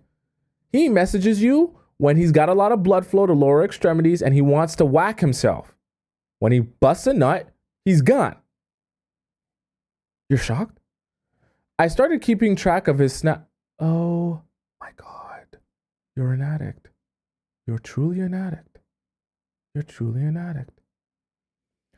I started keeping track of his Snapchat score and see that it goes up a lot, meaning he's talking to other people. Shocker. You don't even know this guy. Why do you care? You don't even know this guy. You don't even know his name for real. He has a Snapchat username. You don't even know if that's his real name. The other day he messaged me and I told him, no, I didn't want to send him any pics of videos of me anymore. Oh God, you're standing up for yourself. Oh, good for you now. You put your foot down. Because I don't even know who he is and that I came to my sense. You must have been H'd up. You know what? Like I let's acknowledge S. Maybe you just got it flowing through you. Your Squirtle gets super soaking and you just can't control it. Because it seems like you H'd up too. It's not just him. When you get H'd up, it seems like you can't think straight. You can't talk straight. When you H'd up, you just go and you lose control. Because for you to be this out of control is mind boggling. It only speaks to me where you're H'd up. You're too H'd up for your own good right here in this sense. Okay. He got really mad at that and said he wasn't going to tell me his...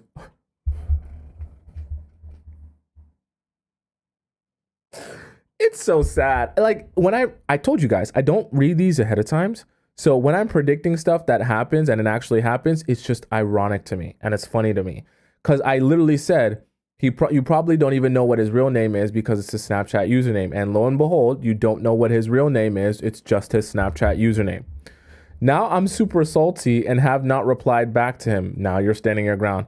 I don't really know what I expected from him. I don't know either, to be honest with you, S. We've been snapping each other on and off for 4 months. 4 months of your life wasted that you could have been doing anything else. And he hasn't even tried meeting up. Of course not. He whacks himself off and busts a nut. It's a simple equation. Okay. He lives in California, so it's only like a 6-hour. Do you, S, I don't want to be mean to you, but do you actually think he cares enough about a girl who's randomly sending him pics and videos to drive 6 hours? Get so for real. He can bust a nut in 5 minutes or less because probably when he texts you, it doesn't take you very long to respond and send him some stuff back. Why would he drive 6 hours to see you? To bust the same nut. I go to California all the time too, and he makes excuses for not being able to meet when I'm in LA. You're tragic. You're tragic, to be honest. I think it's pretty clear that he just wanted a pineappling pen pal, and I have been ignoring him since he got mad at me. In the future, if there's another person that shows interest through social media, is there anything I can do to influence them to want to pursue me in real life? Okay, S, the first thing you need to do is delete Snapchat. Like, delete Snapchat.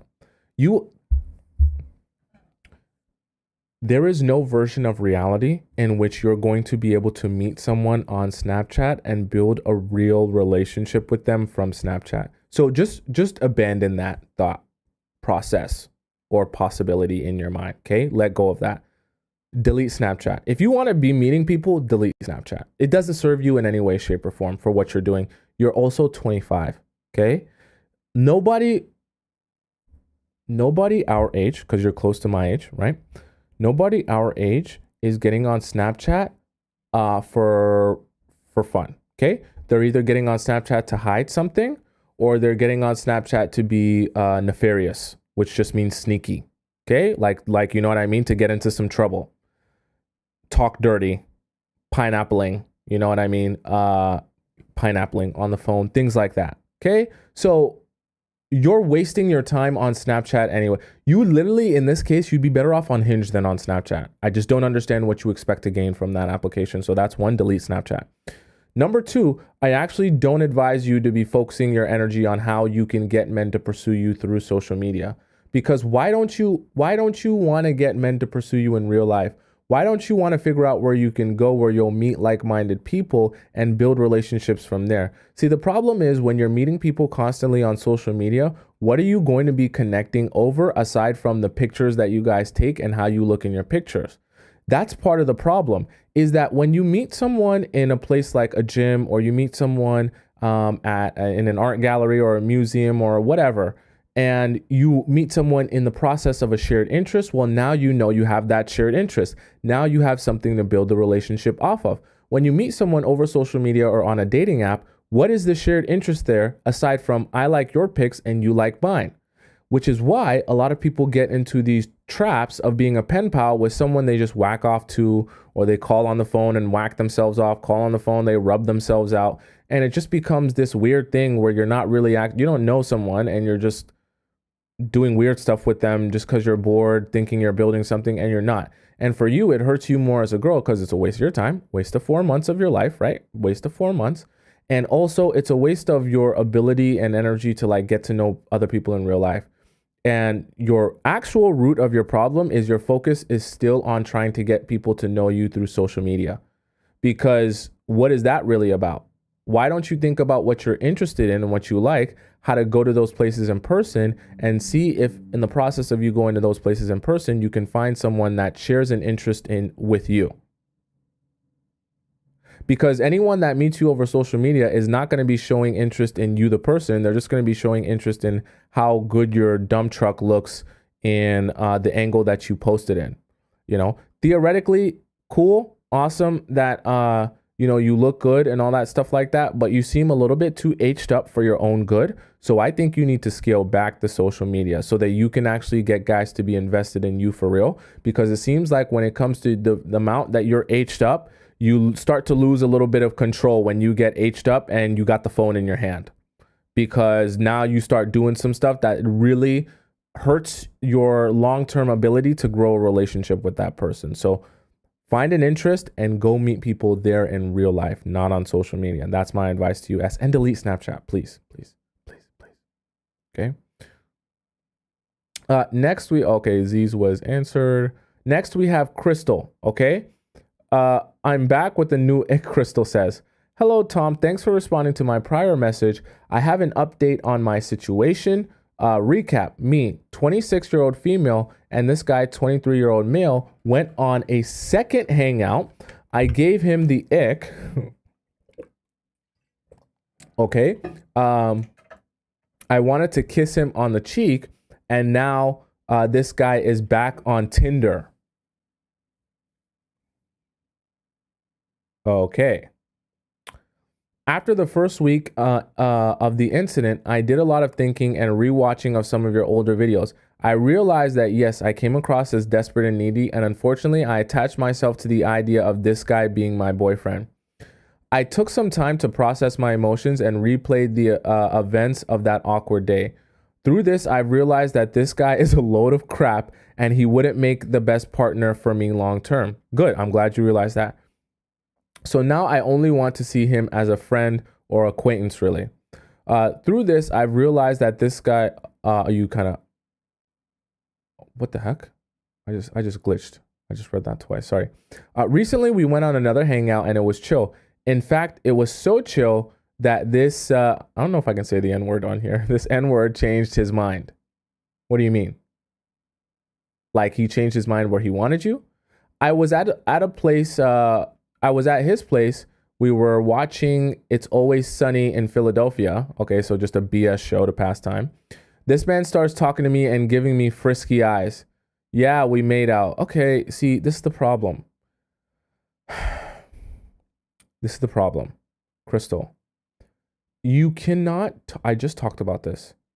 You cannot talk a big game about how, he's a load of crap. it wouldn't make the best long-term partner. I only want to see him as a friend. I know maybe you might have not told him that directly, but like this is part of what I mean. You've got to be willing to stand up for yourself. And I'm sure you probably tried to tell him this. We're just friends now. We're just cool now. This ain't nothing serious. And then lo and behold, see, guys will test you too. I think you consider this changing his mind. What actually happened is as soon as you tried to stand up for yourself, he said, okay, let me test if you'll really stand up for yourself. So when you tried to say we're friends, he took that as a challenge to see if he could persuade you. So that's why he started giving you frisky eyes to see if you would fold. And the answer is yes. Is yes, you'll fold. So now he knows whenever you say something that you're going to do, whenever you say you're about this or you're about that or you're so different or whatever, he knows he doesn't have to listen to anything you're saying because you don't mean it. You'll go back on your word and you'll fold if he applies a little bit of pressure. Okay, he didn't even have to do anything. He just gave you eyes. And we were this close to hooking up, but I stopped it. You still made out. So still validation there for him. I gave him the it's a jungle down there excuse. So you didn't even give him the excuse if I actually respect myself, which is why we're not doing this. You made it seem like the situation was outside of your control because you weren't expecting it to happen, but you would have done it. Obviously, this guy wants to have pineapples. This was 2 weeks ago, and now I'm open to the idea of hooking up with him casually. What happened? Guys, what happened? Guys, chat, what happened here? Because I do specifically remember just a couple of paragraphs ago, I do believe she did mention how she's realized this guy is a load of crap and he wouldn't make the best partner long term. So chat, please help me understand. Is there some sort of, statement I'm missing here? Is there some sort of essence to the female thought process that is very clear to you guys how we could go from this right here to go to her being willing to hook up with him casually? Is there something I'm missing by being a man and not understanding how obvious it would be to go from that here to this here? Because for me, this actually seems a lot like hieroglyphics. I don't really understand how these two things can exist so closely together. I'm not sure. Maybe it's because I'm a man and I'm just too emotionally stunted to not see how obvious it is that you went from this to this here. Okay. So I'll leave that to the chat because I really want to try and understand that because I don't understand at all. Okay. Next, you say, I'll be moving out of town in 2 months. Bye-bye friend group. I'm super H'd up and I don't see a future with this guy. We've had about 3 hangout / dates and we've known each other since April. Would I look like a clown if I hook up with him? I think the answer to that question is pretty clear. I think so. Yes, you will look like a clown with a big red nose. Okay?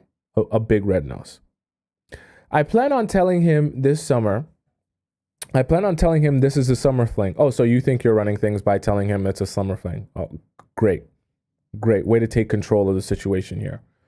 And I don't see us moving forward. Oh, wow. You're in so much control here. I'm sure he's also on the same page. I mean, I might as well get some pleasure out of it. And he does pay for my meals now. Good. Maybe you got some good Squirtle. It's so funny when he changed his mind, I was the one who got the ick. Changed his mind about what? Also, I pay him less attention and he keeps bothering me. We're in the same friend group, so this can get messy very easily. And yet we always seem to be together and away from the friend group when we all get together. What are you trying to do? You trying to gas yourself up to make yourself feel like he actually cares? We rarely text / call, but we see each other in person often, like 3 times a week for about 40 minutes. 40 minutes is as long as the session lasts. So why you... Anyways, I also want to add that this man is a bot. He is on Tinder, and that's like Uber Eats for hookups. You're dissing the man that you're actively trying to be in a friends with benefits with. Okay, cool. Even though he's a bop, I want at least 5 appointments with him before I move. You're an addict. You're an addict.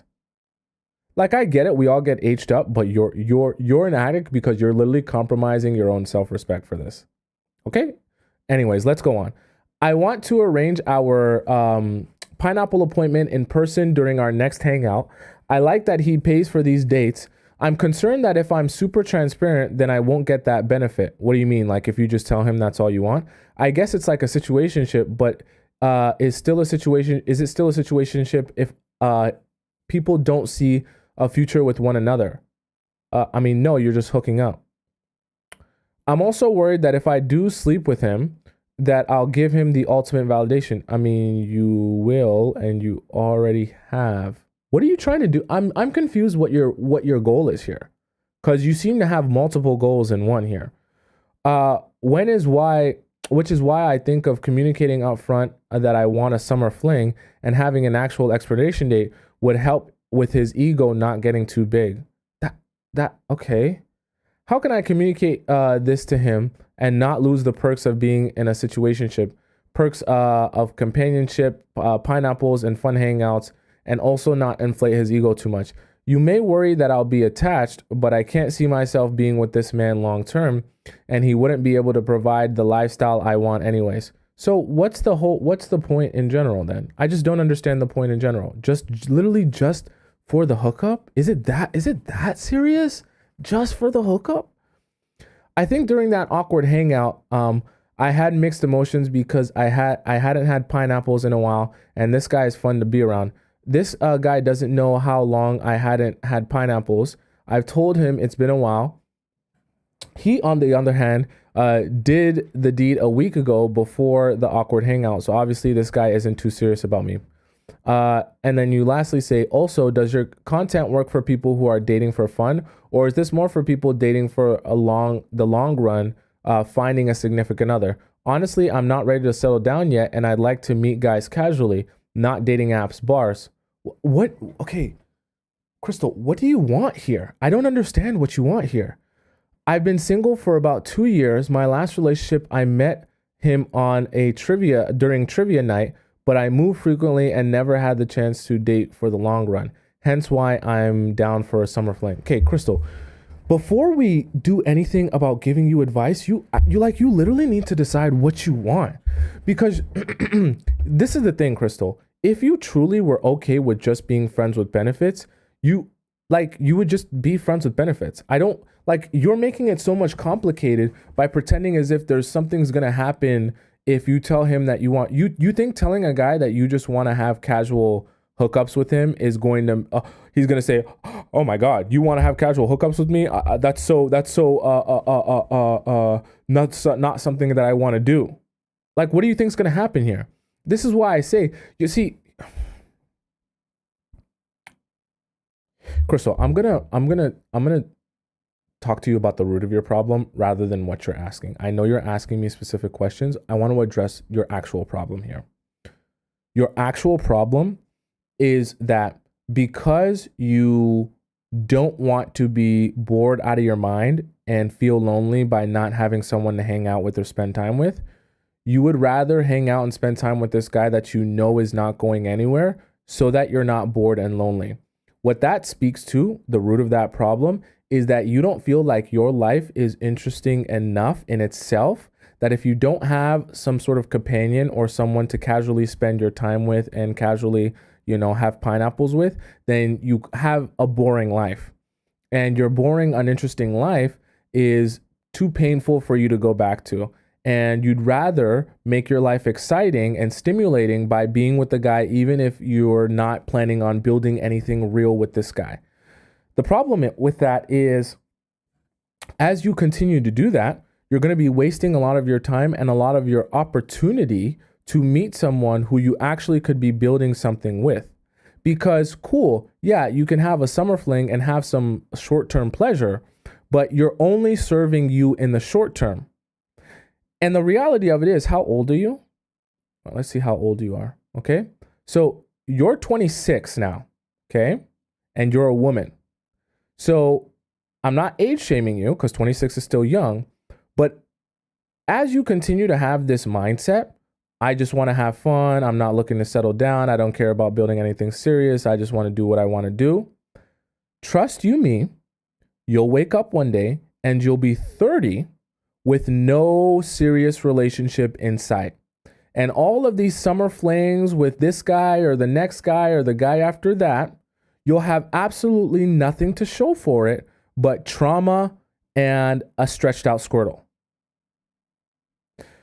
And when it comes time to settle down and start looking around at the men who you actually want to start building a relationship with, you'll be 30 years old. And I have to be honest with you, you'll be less desirable to the men who are available at that time to date because you're older than the younger crop of women. I have to be so real with you, okay? Because if I don't let you in on this reality, you'll be shocked when it actually happens. And the problem with that is when you get to 30 years old and now you're trying to settle down and figure out what you want in a guy and take relationships seriously, you'll have way less men to choose from because you won't be as desirable as a woman as you once were when you were 26, hot, young, and desirable. And when you were the most desirable and you were able to attract the highest quality man that you could, you spent that time having casual flings with men that you weren't planning on building anything with. It's a very painful realization when you're 30 and you're trying to build with people that don't seem to want you and you seem to be working from behind because now all those guys want the younger, hotter girls. Okay? And by that time, you can't undo everything that you've been doing. And so what I want to caution you on is wasting your young, valuable years where you have the most quote unquote value and where you'll be the most desirable to the men, where you can use this time to attract the highest quality man, build a relationship with him. And by the time you're 30, you have a husband who's rich, successful, in shape, that takes care of you, pays for everything, and got everything you need. Because if you're trying to do that when you're 30 or 35 or 40, right? Not that 30 is old, SH, you're not old because you're 30 plus, okay? But I just say that to say, use your younger years to build something. Don't use your younger years to just F it off and have fun, right? Because when you get older, you're going to look back on your younger years and say to yourself, I would have been better served using that time to take relationships seriously. There's nothing wrong if you're over 30 and you just haven't found that relationship for you. What I'm saying is that you don't want to actively understand, hey, I'm young now, and while I'm young, instead of actually focusing on building something, I'm going to be focused on just doing whatever I want for the short term instead of trying to build towards my future long-term happiness. And I'm just going to have as much fun as I possibly can now because that fun will subside. You'll get older and then you'll look back on your younger years and feel like, damn, I probably should have been using that time to build something instead of just doing whatever I want. Now, if you are younger and you're trying to build something and things didn't work out and you're maybe someone like in the chat, maybe you're SH, you've been trying to build something and it just hasn't worked out and you're over 30, that's perfectly fine. At least you are using that time to try to build something. That's very different from using that time to just F it off and have as much fun as you can for the short term. Because Crystal, you'll be happy in the short term, but long term, you won't be very happy when it comes time to build a relationship. Okay? Right? Bree says, I hate the narrative that if women hitting the wall as soon as they turn 30, a lot of beautiful 30 plus. I 100% agree with you, Bree, that there's lots of beautiful women who are 30 plus years old. But I would be doing you and Crystal and every other woman in the chat a disservice if I made it seem as if when you get older, that in general to other men, you become more desirable. That's just untrue. Okay. And while I love to help you guys, I can only actually help you if I'm honest with you about the perspective of men. Men don't find you more desirable as you become older. When you're younger and in your 20s, that's when you're the most desirable. So that's when you have the best chance of attracting the highest quality partner. Not that you don't have any chance of attracting a partner if you're older than 30. I just have to be honest with you about when you're the most attractive and desirable. So I would always recommend that you use that time to build something with someone so that you can end up in a future situation that you actually want to be in. Okay? Right? And yes, it's one thing to have fun when you're 21 years old or 19 years old or 20 years old. But as we get to the 26-year-old point, 27, and we're inching closer and closer towards 30, you really want to start making decisions for future you more than you're making decisions for your short-term benefit. Because trust you me, obviously I'm not 30 yet, but I know from having a lot of older friends, even parents, trust me, when everyone, men and women, hit that 30-year-old wall, it's a splash of cold water that, hey, if I haven't gotten my life together at this point, whether it be in my relationships or my career, I am behind. So I know it's fun to just do whatever you want to do and have the summer flings right now, Crystal, but I would advise you that you should only be focused your time and energy on relationships that serve you for the future. So if you know you're not building anything with this guy, rather than focusing that energy on him, even if you say you're just casually hanging out, casually sleeping together, everything's casual, that still takes some of your time and energy away from you. That could be invested back into yourself. Or if you were to meet someone that actually you could build a relationship with, that time and energy could be invested into that person instead. But you only have 100% of your time and energy. And if it's being used on something or someone else, then it's being taken away from other avenues of your life. So that's my advice to you, is to stop focusing your time and energy on things that don't serve you for the future. Okay, Crystal? Right? Right? There our angel says, wow, I'm 43, married, had kids 38, 40. I'm totally happy. He's bad news. This is crazy. See, that's the thing. I'm not saying to you guys that being older is a problem. I'm not age shaming you, but I have to be honest with you all about the fact that as you become older, it becomes increasingly harder to attract the same, I guess you could say, quantity of men. Okay? You can still get good men even if you're older, but it won't be as easy as it was when you were younger. I'll just put it like that. Okay? Right? That's how I want to present it to you guys. I have to be honest with you.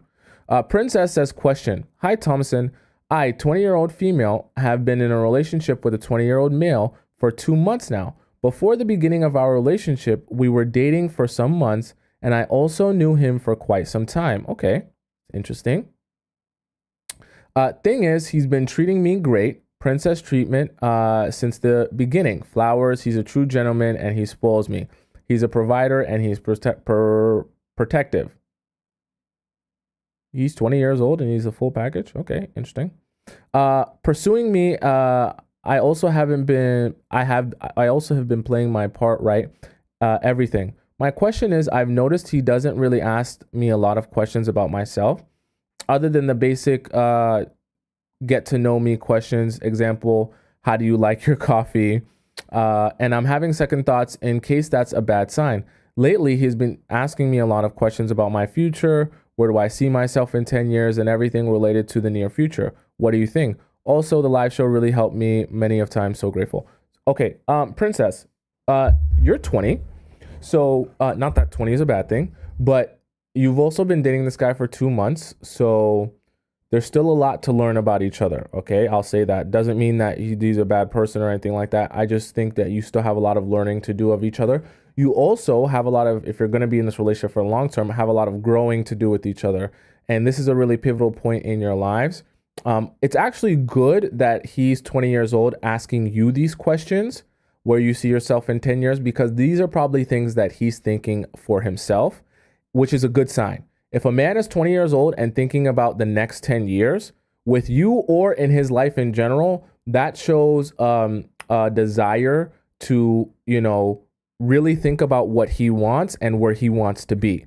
A man who's planning for the future will always be in the right place, will be positioned in the right place in terms of a relationship, because then he'll be thinking about how do the things and the actions I'm taking right now affect the future of our relationship. That's a very good thing. That's where you'll have a man acting the right way.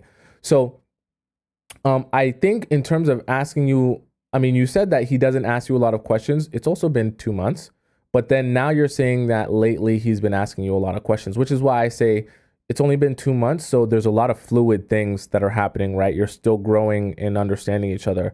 And 2 months seems like 2 months, but it's not even really 2 months because you're not seeing each other every day of the 2 months. So let's imagine you're seeing each other 3 times a week for 2 months. And let's imagine you see each other, let's even say 4 hours every time you see each other 3 times a week for 2 months. So you're seeing each other 3 times 4. So you're seeing each other 12 hours total every week for 2 months. Okay. 12 times 8, that's 96. So a total of 96 hours you're seeing each other. Okay. Right. Divided by 24. What is 96 divided by 24? Let's see here.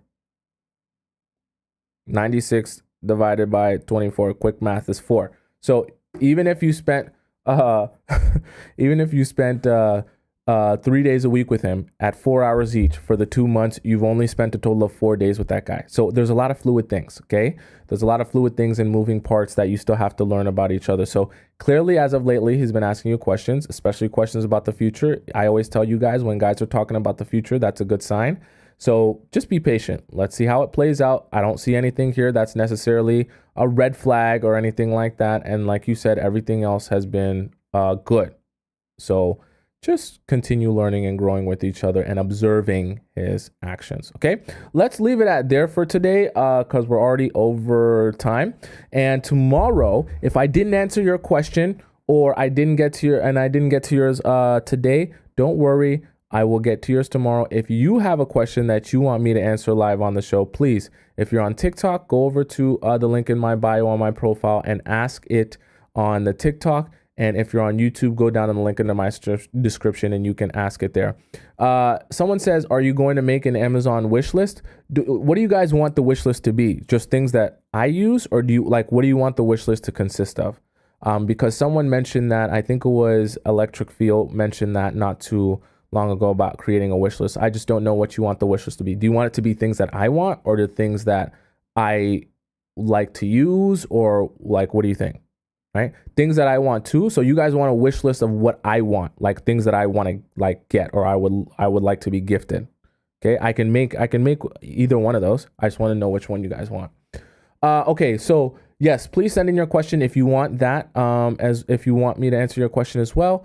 For those of you who love me so much and you want to see everything that I'm doing all the time, 24/7, you can go over to my Instagram and you can see everything that I'm doing all the time. You can scroll down on my page and see what I look like. I used to be like over 100 pounds more than this. What I look like, what I did. I used to post skits and all that good stuff. So you can go see how I got to this point now. On my Instagram, right above my head on the top left if you're on TikTok, and right at the bottom right if you're on YouTube. For those of you who are on TikTok and you're like, this is the most amazing show ever, I love this so much, I want to be a part of the show all the time, you can just type my name in on YouTube and you can rewatch this live stream in its entirety. And all the other live streams from the past, you just go over to the live section and you'll see this exact live stream there where you can rewatch it with the TikTok live chat. So your live chat from today, everything you commented will be embedded in the video, and everything the YouTube chat commented will be embedded in the video as well. So you can follow along with all the beautiful conversation. Okay. I will make a wish list for you guys because it seems like you guys are saying you want like book recommendations and a wish list of things that I want. I'll try and make a wish list for all those 3 things in the Discord, and I'll put it in the Discord. So make sure you're on the Discord if you want the wish list of all the different things, and if you want to purchase something for me as well, I'll put the wish list in there in the Discord as well. Okay, so if you guys want to join me again live, welcome Sharice. Also, by the way, guys, Sharice actually made it to Toronto, so she's in Toronto now. And I gave her some recommendations on places to go. So that's so awesome. Let me know if you guys ever venture out to Toronto. That would be awesome. I'll give you guys some good recommendations, and I'll give you guys some hookups on some spots. I know a lot of people. So if you guys want to join me again tomorrow, I will be on every weekday at 4 p.m. Eastern time, going live, and we will join each other every single weekday. Okay, so until then, arrivederci, au revoir, hasta la vista, goodbye for now, and I will see you again very, very soon in the near future. It won't be long until we are once again together. Once again.